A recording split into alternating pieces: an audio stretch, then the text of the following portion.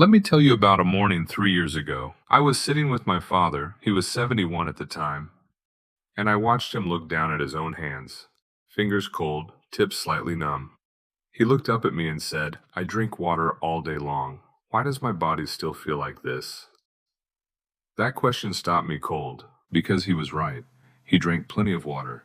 He didn't smoke. He walked every morning without fail.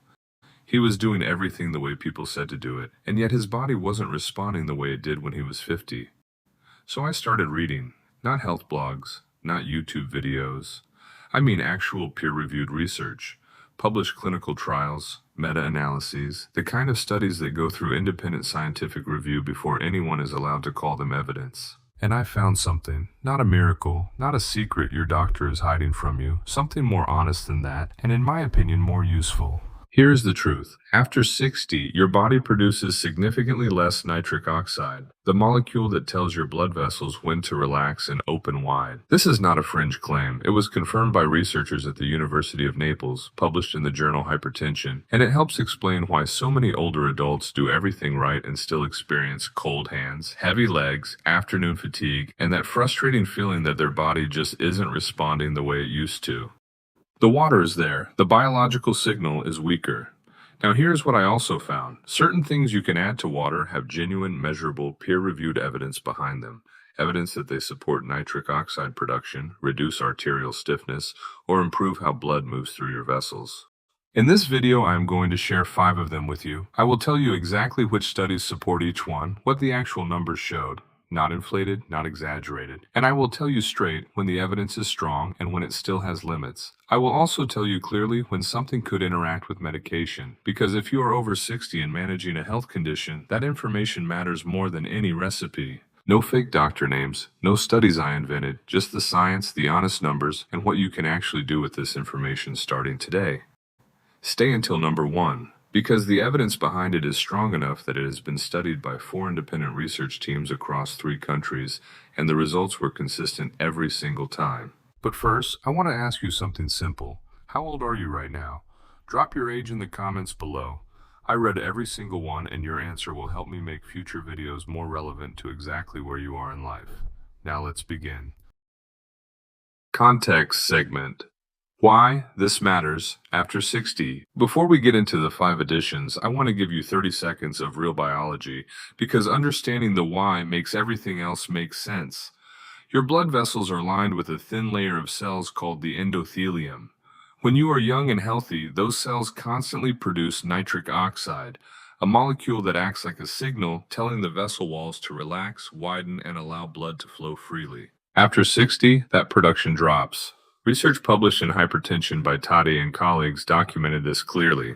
The endothelium becomes less efficient at generating nitric oxide, and the vessels become less responsive to the signals it does produce. The result? Blood moves with slightly more resistance, circulation to the extremities becomes less efficient, and the symptoms your body has been quietly sending you, the cold fingers, the heavy legs, the afternoon brain fog, those are not random, they are signals. Here's the important part. Plain water is still essential. Dehydration makes all of this worse. Nothing we discuss today replaces the foundation of drinking enough water every day.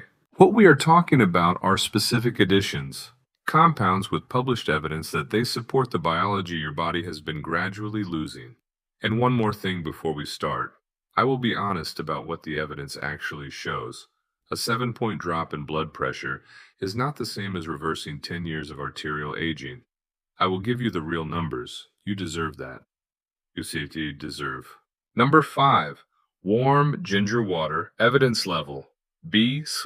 Honest, measurable, practical. Starting at number 5, and this one is so simple it almost feels too ordinary to mention, but the science behind it is more solid than most people realize. We are talking about warm water with fresh ginger. Now I know what you might be thinking. Ginger water sounds like something your grandmother made when you had an upset stomach, and you would be right. She was onto something. Here is what the research actually shows. Ginger contains active compounds called gingerols and shogals. These compounds have been studied extensively for their effect on platelet aggregation, which is the technical term for how sticky your blood cells are and how prone they are to clumping together. A clinical study published in Prostaglandins, Leukotrienes, and Essential Fatty Acids, that is a peer-reviewed cardiovascular research journal, found that dry ginger showed measurable effects on platelet thromboxane production, similar in mechanism to low-dose aspirin. And a more recent study published in Phytotherapy Research followed participants who consumed 2 grams of ginger daily for 12 weeks. The results showed a statistically significant reduction in platelet aggregation, meaning blood was flowing more smoothly with less tendency to clump. Now, I want to be straight with you about something. Most of these studies use standardized ginger extract, concentrated measured doses. The amount of active compound in a few slices of fresh ginger steeped in water is lower than what was used in clinical trials. That does not mean it has no effect. It means the effect will be gentler. And for most people over 60 who are simply looking to support better daily circulation, gentle and consistent is exactly what you want. Here's the personal part. After my father started drinking warm ginger water each morning, not because I told him it would change his life, but because I told him it was a reasonable, low-risk habit with some science behind it, he said something 3 weeks later that I still think about. He said, "My hands feel warmer in the morning now." Not dramatic, not miraculous, just warmer. And sometimes that is exactly what progress looks like. Now, before I tell you how to prepare this, I need to say something clearly. If you are currently taking warfarin, aspirin, clopidogrel, or any blood-thinning medication, ginger in larger amounts has documented potential to enhance those effects and increase bleeding risk. This is not a general disclaimer. This is a real pharmacological interaction recorded in medical literature. Please talk to your doctor before adding significant amounts of ginger if you are on blood thinners. A few slices in tea is very different from 3 grams of concentrated extract, but your doctor should know what you are doing. To prepare this properly, take a 1-inch piece of fresh ginger root, slice it thin, and place it in 12 ounces of warm water, not boiling, around 160 degrees Fahrenheit. Let it steep for 10 to 15 minutes. Drink it in the morning before or with breakfast. 1 to 2 grams of fresh ginger daily is a reasonable starting point. Do not exceed 4 grams per day. Consistent, simple, supported by evidence. But ginger is just the beginning, because number 4 targets something more specific, something that has shown up in 5 separate randomized controlled trials, and the effect it had on blood pressure numbers made it into mainstream cardiology literature. Number 4, hibiscus cold brew, evidence level B SOAS, best supported for blood pressure support. Number 4, and this one genuinely surprised me when I first looked into it. Hibiscus flower cold brew. Hibiscus is one of those things that sounds decorative, like something you would order at a trendy cafe, not something with serious cardiovascular research behind it. But the evidence here is more consistent than almost anything else on this list. Let me give you the specific numbers. A meta-analysis, that means a study that combined and analyzed the results of multiple independent trials, published in the Journal of Human Hypertension in 2015, looked at 5 randomized controlled trials involving hibiscus consumption. The pooled results showed an average reduction in systolic blood pressure of 7.58 millimeters of mercury and diastolic blood pressure of 3.53 millimeters of mercury. Now, I want to pause on those numbers for a moment. 7.5 millimeters of mercury sounds modest, but in cardiovascular medicine, a sustained reduction of that magnitude in systolic blood pressure at a population level is associated with a meaningful reduction in stroke and heart attack risk. This is why that meta-analysis got attention in the cardiology world, not because it was miraculous, but because it was consistent, replicated, and produced by real trials. A separate randomized controlled trial published in the Journal of Nutrition, one of the most respected nutrition journals in the world, followed 65 adults with prehypertension or mild hypertension. Participants who drank 3 cups of hibiscus tea daily for 6 weeks saw their systolic blood pressure drop by 7.2 millimeters of mercury compared to placebo. The participants who benefited most were those who started with higher baseline readings. The mechanism is real and understood. Anthocyanins in hibiscus petals inhibit angiotensin-converting enzyme, the same enzyme that certain blood pressure medications target. The effect is weaker than pharmaceutical ACE inhibitors, but it operates through the same biological pathway. Now here's what I want to say directly to you. I have seen other videos claim that hibiscus produces a 44% improvement in flow-mediated dilation. I searched for that figure in the peer-reviewed literature. I could not find it. The actual evidence, 7 to 8 millimeters of mercury reduction in blood pressure across multiple trials, is meaningful enough on its own. It does not need to be exaggerated to be worth your attention. The critical warning: if you are already taking blood pressure medication, lisinopril, amlodipine, hydrochlorothiazide, or others, hibiscus can enhance those effects. That means your blood pressure could drop lower than intended. This is not dangerous if you are monitoring. It becomes a problem if you are not. Check your blood pressure more frequently when you start drinking hibiscus regularly, and let your doctor know. How to prepare this correctly. Take 2 tablespoons of dried hibiscus petals, not tea bags with added flavoring, just pure dried petals, and place them in 1 liter of cold filtered water. Do not use hot water. Research indicates that temperatures above 158 degrees Fahrenheit begin to degrade the anthocyanin content. Place the jar in your refrigerator and let it steep for a minimum of 8 hours. Strain and drink 2 to 3 glasses throughout the day. No added sugar. A small amount of raw honey is acceptable if needed. You can find dried hibiscus petals at most international grocery stores, health food stores, or online. A single bag will last you weeks and costs very little. Now, number 3 is where things get personal for me, because this one connects directly to my father's story, and it also happens to have some of the most specific and reproducible evidence on this entire list. Number 3. Lemon water and vitamin C. Hydration evidence level. C to B. Foundation support, honest limitations. Number 3, and I want to be more honest about this one than most videos are. Fresh lemon juice and water. Before you think, that is it? Just lemon water.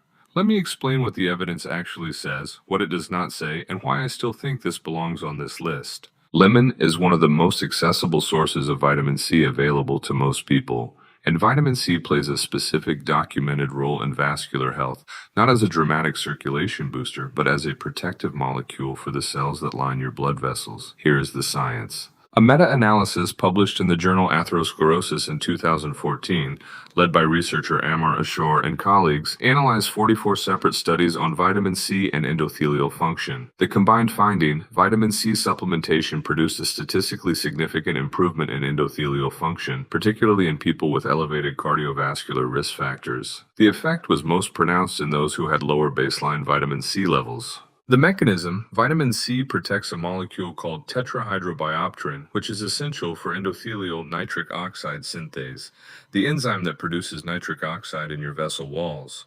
When tetrahydrobiopterin gets oxidized, nitric oxide production drops. Vitamin C helps prevent that oxidation. Now here is the honest part I want you to hear. Half a lemon squeezed into water provides roughly 20 to 30 milligrams of vitamin C. The recommended daily allowance for adults is 75 to 90 milligrams. The studies showing the strongest endothelial benefits use supplemental doses of 500 milligrams or more. That means lemon water alone will not replicate what those clinical trials measured. So why is it on this list? Because for many older adults, vitamin C intake is genuinely lower than it should be, and lemon water, as part of a broader diet rich in vegetables and fruits, contributes to maintaining the baseline that your vascular biology needs to function. It is not a treatment, it is a foundation. There is also something I believe in that goes beyond biochemistry. Starting your morning with a deliberate ritual, warm water, freshly squeezed lemon, 5 minutes before anything else, creates a moment of intention. You are telling your body this day begins with something good. That psychological component is not nothing. Consistency in small habits compounds over months in ways that are difficult to measure but very real in daily life. My father drinks lemon water every morning now, not because I promised him it would transform his circulation, but because it is a good habit. It tastes pleasant, it supports hydration, and it costs almost nothing.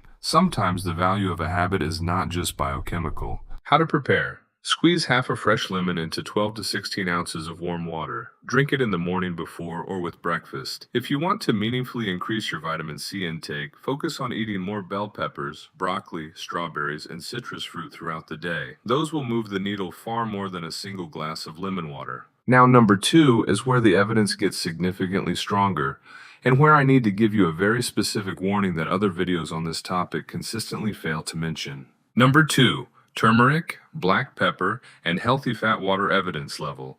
B. Lyshaj real anti-inflammatory evidence, critical bioavailability context. Number 2, and I want to start this one differently. I want to start with what other videos get wrong, because understanding that will help you use this correctly. You have probably heard that curcumin, the active compound in turmeric, increases curcumin absorption by 2,000% when combined with black pepper. That number is real. It comes from a legitimate 1998 study published in Planta Medica by Shoba and colleagues.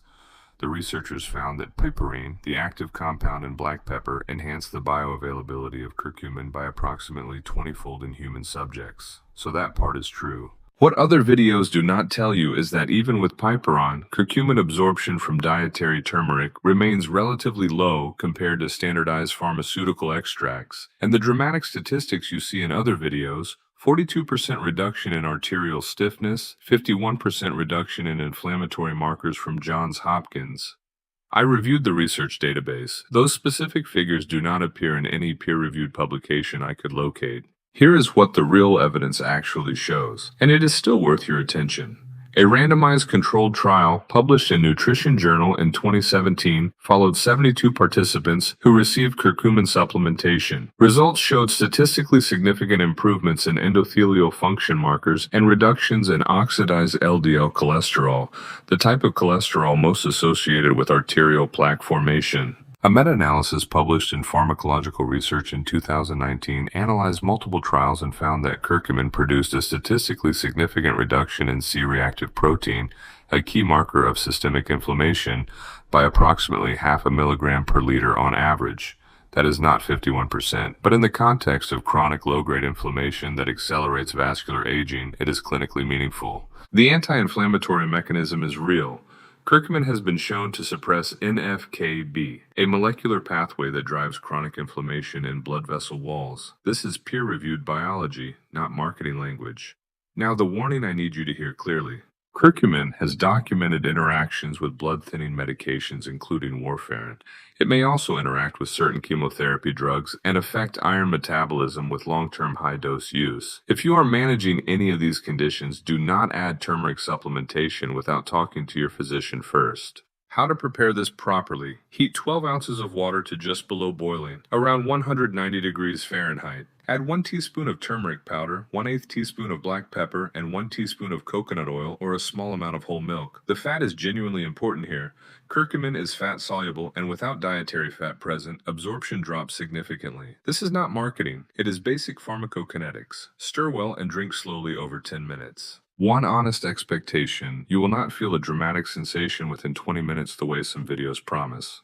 What curcumin does is slower and more systemic. Consistent daily use over 4 to 8 weeks is where the anti-inflammatory evidence accumulates. And number one, the evidence behind this one has been replicated by independent research teams in the United Kingdom, the United States, and Australia, and the mechanism is one of the best understood in all of cardiovascular nutrition science. Number 1.